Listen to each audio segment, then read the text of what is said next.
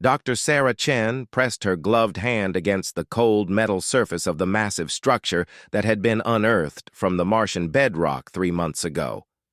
The archaeological team from Earth had been working around the clock to understand what they had discovered.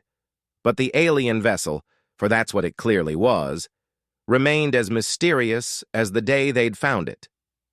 "Still nothing on the scans," muttered Dr. James Rodriguez, her colleague and the team's xenoarchaeologist. He waved his handheld scanner over the seamless hull for the 100th time that week. No power signatures, no response to electromagnetic pulses, no reaction to sonic frequencies. It's like the whole thing is just dead. Sarah stepped back and looked up at the towering structure. The ship was enormous, easily the size of a terrestrial aircraft carrier, but with smooth, organic curves that seemed to flow like frozen water.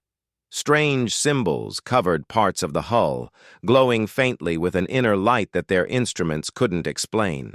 Despite its obvious age, carbon dating of the surrounding rock suggested it had been buried for over 10,000 years. The vessel showed no signs of decay or damage.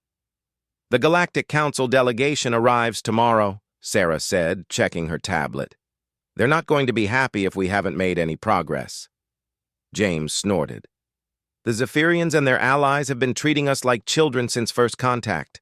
They act like we should be grateful they even acknowledge our existence. Maybe they'll have better luck with their advanced technology." First contact with the Galactic Council had occurred just 5 years ago, when Earth's expanding space presence had finally caught the attention of the local galactic government. Humanity had been classified as a primitive emerging species and placed under what the aliens called protective observation. It was a polite way of saying humans were considered too backward and dangerous to be trusted with advanced technology or full membership in galactic society. The discovery of the ancient vessel on Mars had changed everything. For the first time, humanity had found something that the Galactic Council wanted to study.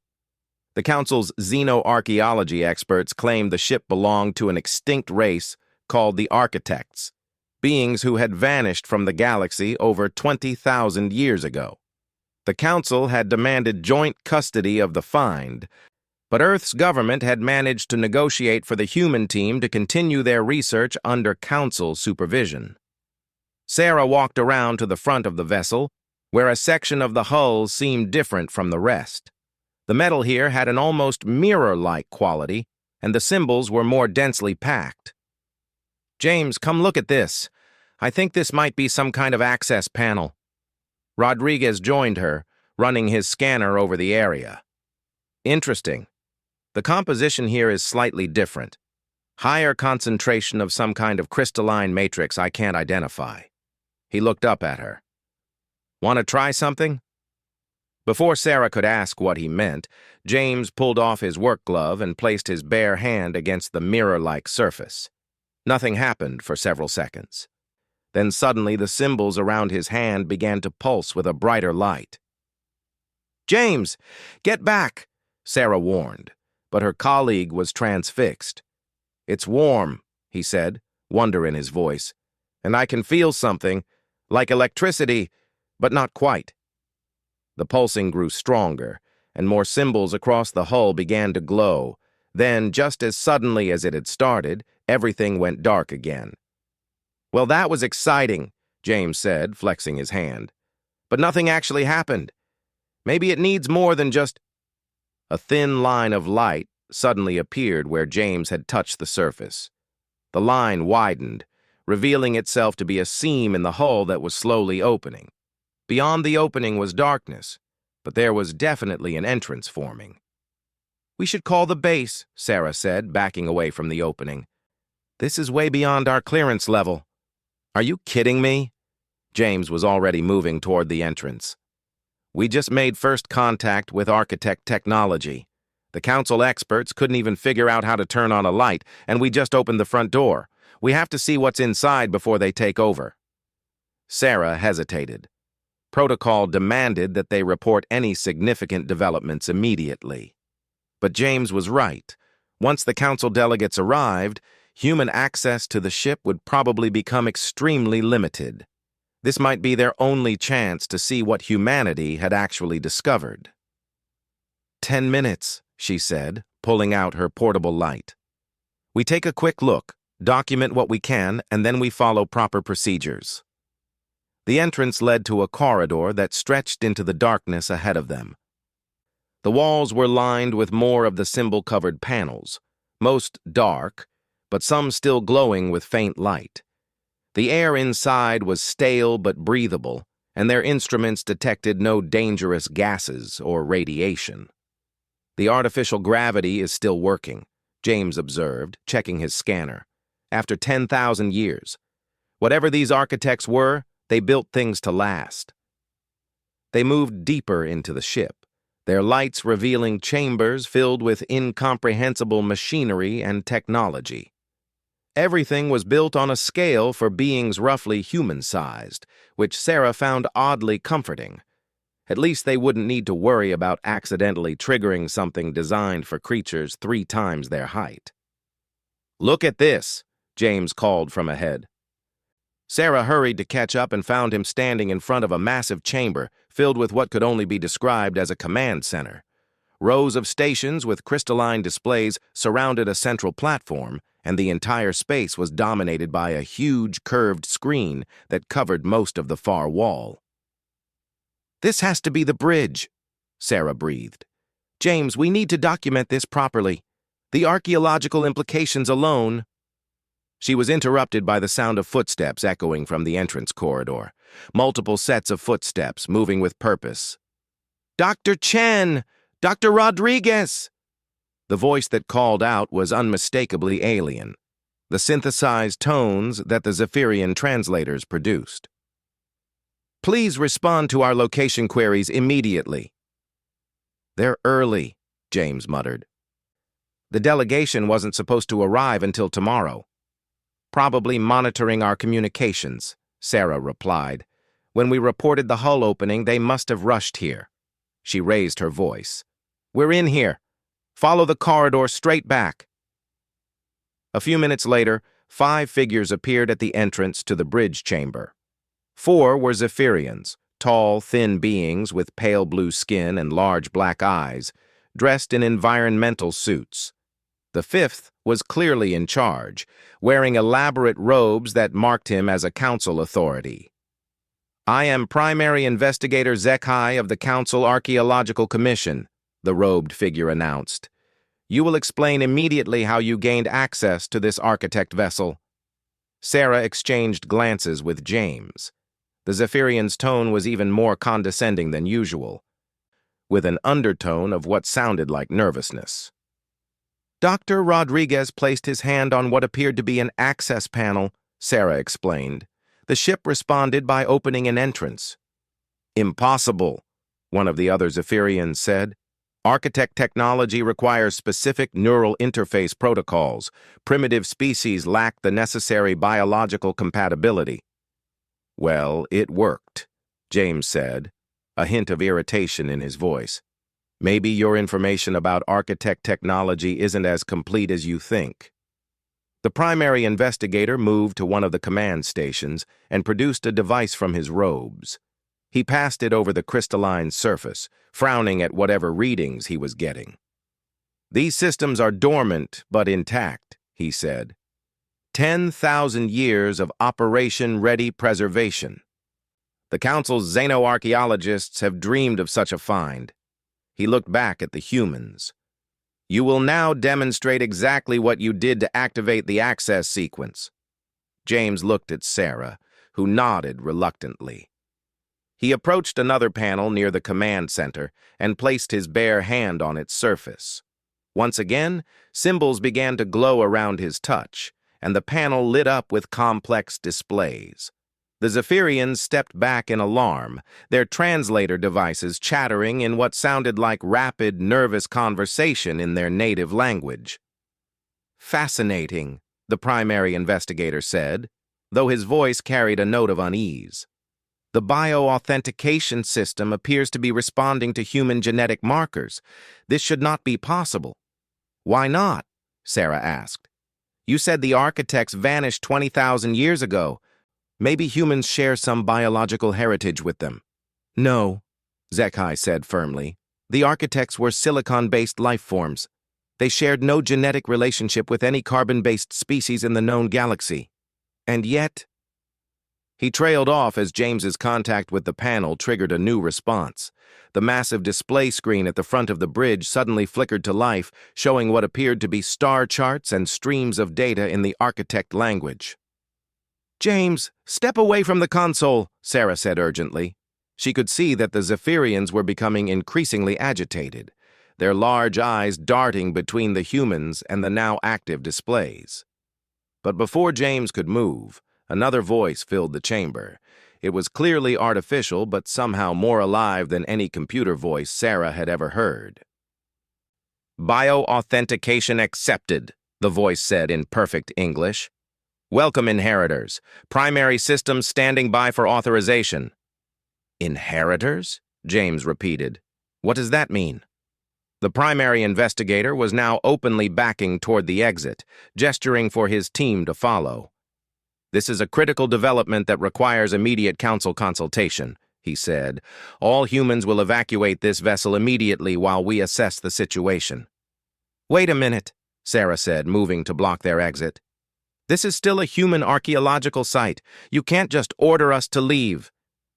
"The classification of this discovery has changed," Zekai replied curtly. "This is no longer a simple archaeological find.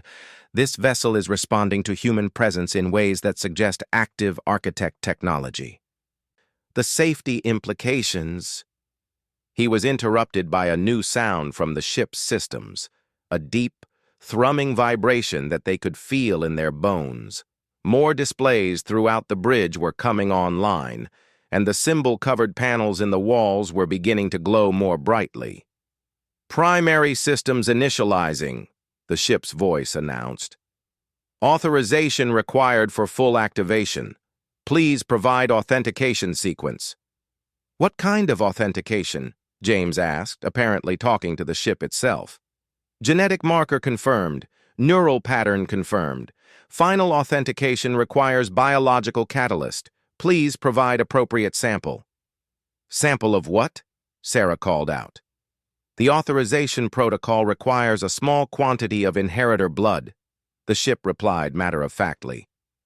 The effect on the Zephyrians was immediate and dramatic. All 5 aliens began backing rapidly toward the exit, their translator devices producing what sounded like alarm calls. "We are leaving immediately," the primary investigator announced. "No human will attempt to provide this authentication until council experts can properly assess the implications."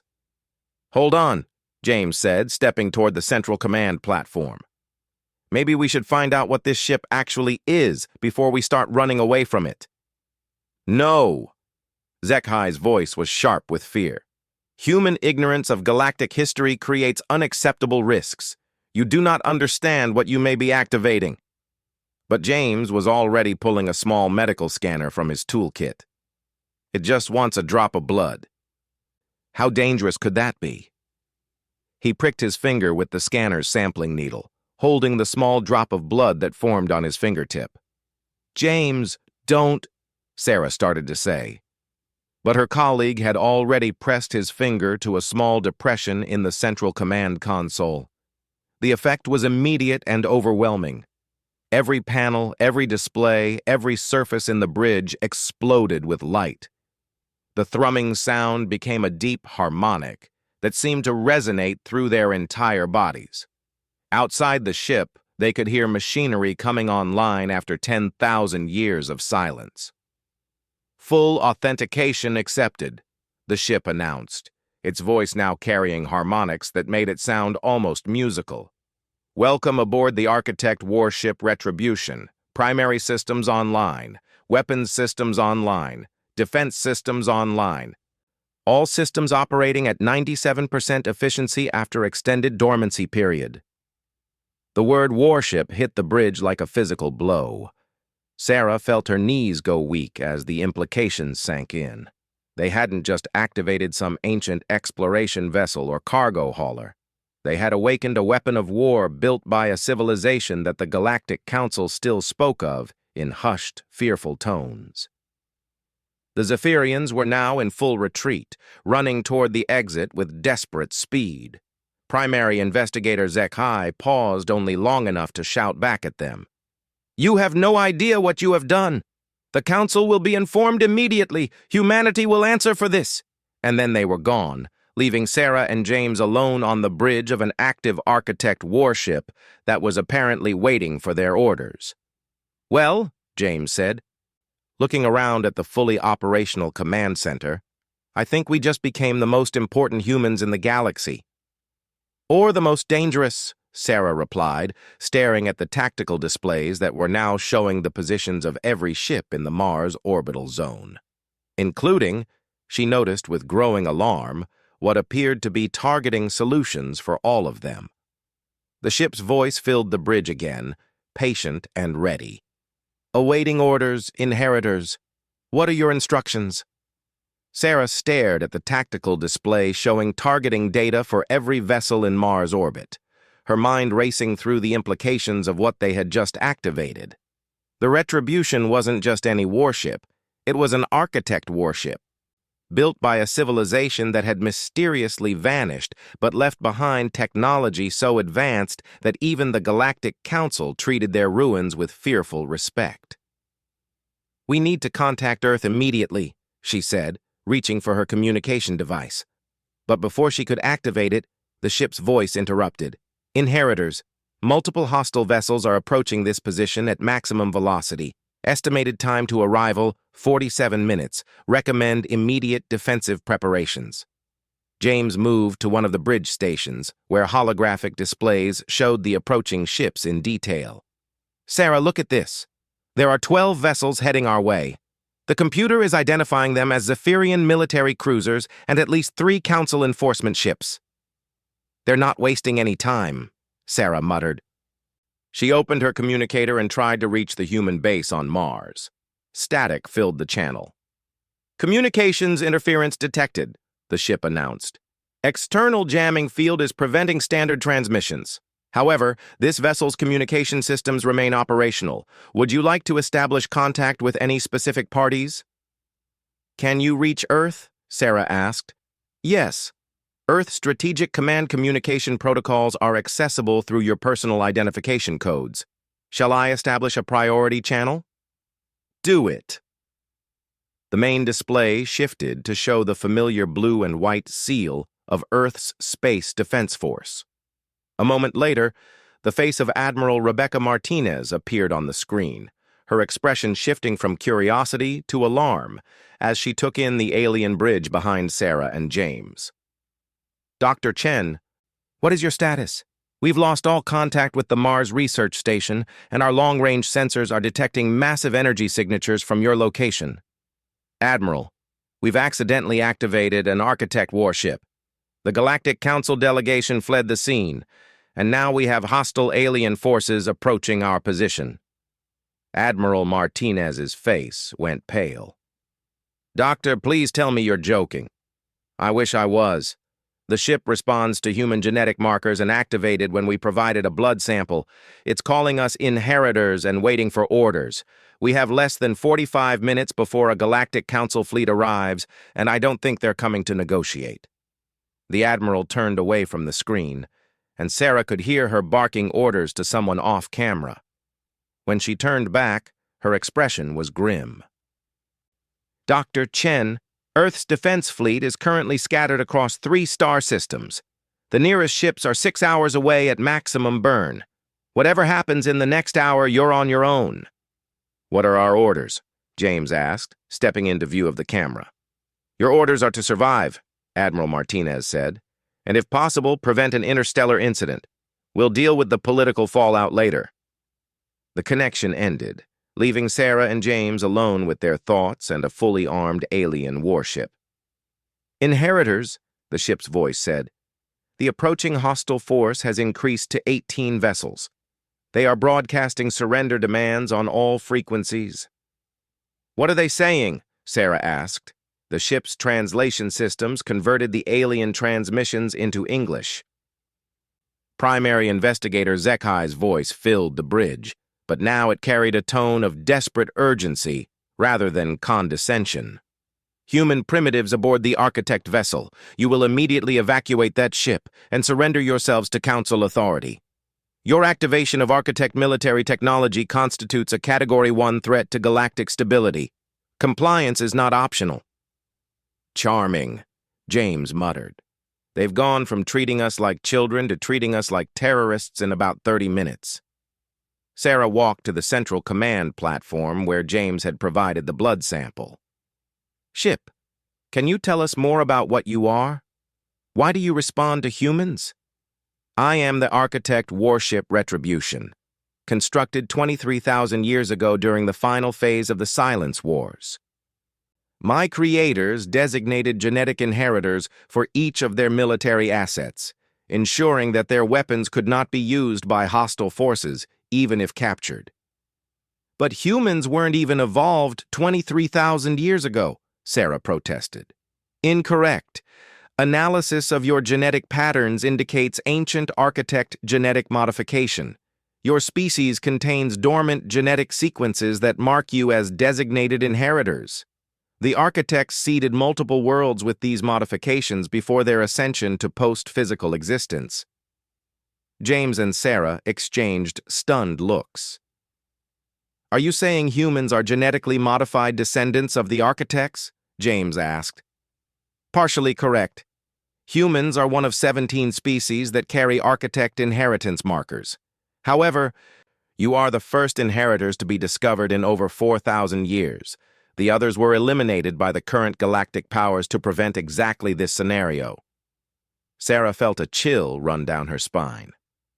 Eliminated? You mean the Galactic Council has been committing genocide? The Council and affiliated species have systematically destroyed any civilization that showed signs of Architect inheritance. They fear the return of Architect technology to the galaxy. The tactical display updated to show the approaching fleet, now clearly visible as they decelerated from hyperspace. The ships were large and heavily armed, with the distinctive angular hulls of Council military vessels. Why do they fear Architect technology so much? Sarah asked.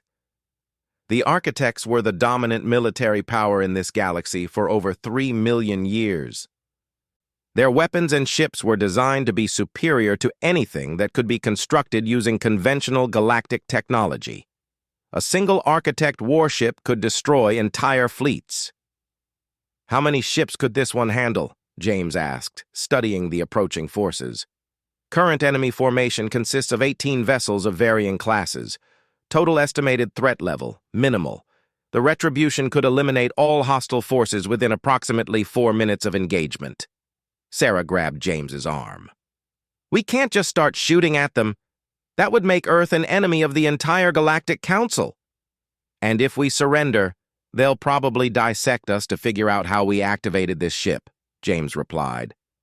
Then they'll classify humanity as a threat and do to Earth what they did to the other Architect inheritor species. The communication system activated again, this time broadcasting on a wider frequency.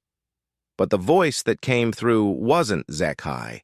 It was deeper, more authoritative, and carried the distinctive harmonics of a Hegemarch, one of the Council's highest military commanders. I am Hegemarch Vextar of the Galactic Enforcement Fleet. Humans aboard the Architect vessel, you will power down all systems and prepare for immediate boarding. Failure to comply will result in the destruction of your entire species. Well, that escalated quickly, James said. Sarah looked around the bridge, taking in all the active systems and displays. Despite the terror of their situation, she couldn't help but be amazed by the technology surrounding them. Everything was smooth, intuitive, and somehow felt familiar despite being completely alien. Ship, what happens if we refuse their demands? The hostile fleet will attempt to destroy this vessel. They will fail. However, their failure will likely result in the classification of humanity as a galactic-level threat. Earth will face invasion by Council member species within 6 months. And if we surrender? Analysis of Council historical patterns indicates a 92% probability that humanity will be classified for elimination regardless of compliance. The knowledge that humans can activate architect technology makes your species an unacceptable risk to current galactic powers. Sarah slumped against the command console. Either choice led to disaster for humanity. Fight, and Earth would face the combined military might of the Galactic Council. Surrender, and humanity would be quietly eliminated to protect the Council's power structure. Inheritors, the ship's voice said. There is a third option. What's that? Sarah asked. Full activation of Retribution's capabilities would allow for the demonstration of overwhelming superiority without the need for extensive destruction. A show of force sufficient to deter future hostile action while establishing humanity's right to galactic recognition. You mean scare them so badly they won't want to fight us again? James asked. Correct. The architects believed that true strength was demonstrated through the ability to destroy one's enemies while choosing not to do so. A display of controlled power often achieves better long-term results than actual destruction. Sarah studied the tactical display. The Council fleet had slowed to a holding position just outside the range of Mars's defense satellites. They were clearly preparing for either a negotiation or an assault. What kind of demonstration did you have in mind? The Retribution carries several weapon systems designed to showcase architect technological superiority. The molecular disruptor array can selectively disable enemy vessels without destroying them. The gravity well generator can trap entire fleets in artificial gravitational fields. The quantum phase cannon can demonstrate the ability to bypass all known defensive systems. And they would all survive this demonstration? Sarah asked. Casualty rates would be minimal, primarily limited to psychological trauma from experiencing technological impossibility. The communication system activated again, but this time it was a different voice, older, more measured, with the authority of someone used to being obeyed without question. I am Supreme Council Director Narlek. Humans, you have activated technology that poses an existential threat to galactic civilization. We understand that this activation may have been accidental. Surrender now, submit to Council oversight, and humanity will be granted protectorate status under our guidance. Protectorate status, James repeated. That's what they offered us after first contact, remember? Complete control over human development and technology, with Earth essentially becoming a Council colony. And now we know why, Sarah said. They weren't offering protection. They were making sure we never developed enough to accidentally stumble onto our architect inheritance. The tactical display showed the Council fleet beginning to move into attack formation. Their patience was clearly running out. Inheritors, hostile vessels are powering weapons systems. Estimated time to engagement, 8 minutes. Sarah took a deep breath and made the decision that would change humanity's place in the galaxy forever. Ship, prepare your demonstration weapons, but I want minimal damage to their vessels and no casualties if possible. We're going to show them that humans aren't primitives to be managed or threats to be eliminated. Understood. Charging molecular disruptor array to demonstration levels. Gravity well generator standing by. All systems ready for engagement. James moved to the tactical station. Sarah, look at this. The ship's computer is showing me targeting solutions, weapon options, defensive capabilities. It's like it's teaching me how to fight with it. The bridge systems are designed to interface directly with architect genetics, the ship explained. Your neural patterns are being enhanced to allow optimal operation of all vessel systems. This process is temporary and will fade once you leave the command interface. Sarah could feel it herself now. A strange clarity of thought and an intuitive understanding of the ship's capabilities. It was as if the Retribution was sharing its knowledge directly with her mind. Inheritors, the hostile fleet is moving to attack formation. Recommend immediate action. Sarah looked at the approaching ships, each one carrying enough firepower to level a city. In a few minutes, they would open fire on the Retribution, probably expecting to overwhelm the ancient ship with sheer numbers. They were about to learn why the architects had ruled the galaxy for 3 million years. "Begin the demonstration," Sarah ordered. "Let's show the Galactic Council what humanity is really capable of." The Retribution's weapons systems came online with a sound like thunder, and the bridge displays lit up with targeting solutions that covered every ship in the approaching fleet. It was time to introduce the galaxy to its new inheritors. The Retribution's first demonstration was subtle but unmistakable.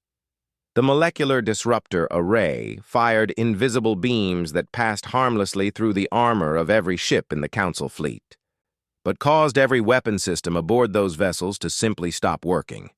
Not damaged, not destroyed, just completely inert, as if the weapons had forgotten how to function. Sarah watched the tactical display as 18 warships suddenly found themselves defenseless. The effect was immediate and terrifying for the alien crews. Emergency broadcasts filled the communication channels as ship commanders reported complete weapons failures across their entire fleet. "How is that possible?"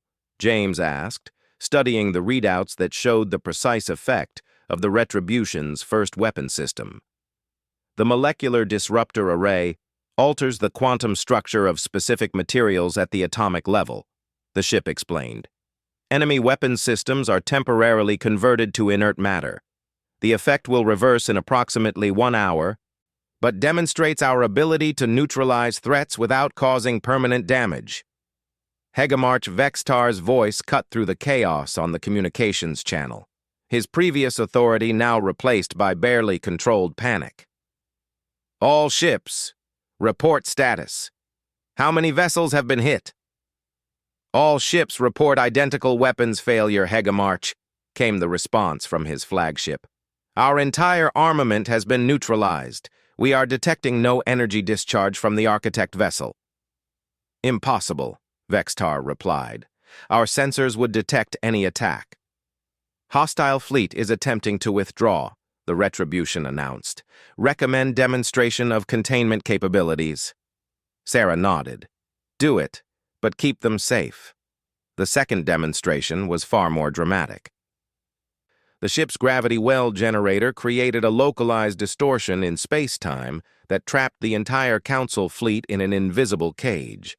The 18 ships found themselves unable to move in any direction, their engines producing thrust that went nowhere as space itself held them in place. The effect on the alien crews was profound. Sarah could hear the fear in their voices as they reported the impossible phenomenon to their commanders. Ships that had moments before been preparing to destroy an ancient vessel were now completely helpless, trapped by technology that surpassed their understanding. "This is impossible," Director Narlek's voice crackled over the communication system.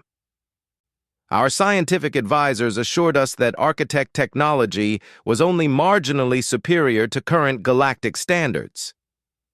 "Your scientific advisors were wrong," Sarah replied, opening a direct communication channel to the Council fleet. "The Architects were 3 million years ahead of current galactic technology. We're trying to demonstrate that fact without destroying your ships." "You are primitives," Vexatar shouted. "You discovered fire less than 1 million years ago. You cannot possibly understand the technology you have activated." James stepped up to the communication station. "Maybe that's the problem with your thinking, Hegemarch. You assume that technological advancement follows a straight line, that newer species must always be inferior to older ones. But what if the Architects chose humans for a reason?" The ship's voice filled the bridge with additional information. "Inheritors. Analysis of Council fleet communications indicates growing panic among crew members. Several vessels are reporting psychological trauma among their personnel. Recommend final demonstration to establish overwhelming superiority before offering terms." "What's the final demonstration?" Sarah asked. "The quantum phase cannon. This weapon can selectively target and destroy any component of an enemy vessel while leaving the rest intact. For demonstration purposes, I recommend disabling the hyperspace drives of all hostile vessels." Sarah studied the tactical display. Without hyperspace drives, the Council ships would be trapped in the Mars system until rescue arrived. It would be a clear demonstration that the Retribution could have destroyed them easily, but chose not to. "Do it," she ordered. The third demonstration was the most spectacular. Beams of coherent quantum energy reached out from the Retribution and touched each Council ship with surgical precision. In seconds, every hyperspace drive in the fleet simply ceased to exist, not destroyed by explosion or fire, but converted into empty space, as if they had never been built. The silence that followed was deafening. 18 of the most advanced warships in the Galactic Council's fleet were now completely helpless, floating in space with no weapons, no mobility, and no way home. "Council fleet, this is Dr. Sarah Chen aboard the Architect Warship Retribution," Sarah announced. "We have demonstrated our ability to neutralize your weapons, trap your vessels, and disable your systems without harming a single crew member. This was not an attack. It was a lesson." Director Narlek's response came after a long pause, his voice hollow with shock. "What? What do you want from us?" "We want what humanity has always wanted," Sarah replied. "Recognition as equals, not subjects. The right to develop our own technology and pursue our own destiny without interference or control." "Impossible," Vextar interjected. "Your species lacks the maturity for galactic citizenship. You are violent, unpredictable, divided among yourselves." "And yet we're the ones showing restraint right now," James pointed out. "We could have destroyed your entire fleet in the time it took to disable it. Instead, we chose to demonstrate our capabilities without taking lives. Doesn't that suggest exactly the kind of maturity you claim we lack?" The Retribution's sensors detected new activity at the edge of the system. "Inheritors, additional vessels are approaching. Analysis indicates Earth Defense Force ships at maximum burn velocity." Sarah smiled. "Admiral Martinez must have diverted the nearest patrol ships after our conversation." She opened a new communication channel. "Admiral, this is Dr. Chen. What's your status?" Admiral Martinez's voice came through clearly, tinged with amazement as her ship's sensors picked up the situation. "Dr. Chen, our long-range scanners are showing 18 disabled Council vessels and 1 active Architect ship. Please tell me you didn't start an interstellar war." "We prevented one, Admiral. The Council fleet came here to destroy us or capture the ship. We demonstrated that neither option was viable while keeping their crews alive." "Dr. Chen," Director Narlek interrupted, "your demonstration of Architect technology capabilities has been educational. However, the existence of functional Architect military assets remains an unacceptable threat to galactic stability. The Council requires guarantees that this technology will not be used aggressively." Sarah looked around the bridge of the Retribution, feeling the ship's vast knowledge and power flowing through the neural interface. For the first time since humanity had made contact with galactic civilization, they were negotiating from a position of strength rather than weakness. "Director, the Council has had 5 years to offer humanity fair treatment and equal status in galactic society. Instead, you classified us as primitives and demanded we submit to your oversight. You've admitted that you systematically eliminated other Architect inheritor species to prevent them from accessing their technological heritage. Why should we trust your guarantees?" "Because the alternative is the mobilization of the entire Galactic Council against Earth," Vextar threatened. "Hundreds of fleets, thousands of worlds. Even Architect technology cannot stand against the combined might of the galaxy." The ship's voice provided additional context. "Inheritors, analysis of galactic military capabilities suggests that assessment is incorrect. Current Council technology would require approximately 40,000 vessels to pose a significant threat to this ship. The Retribution is one of 12 Architect warships distributed throughout this galaxy, all of which will activate in response to confirmed genetic inheritors." Sarah felt her eyes widen. "There are 11 more ships like this one?"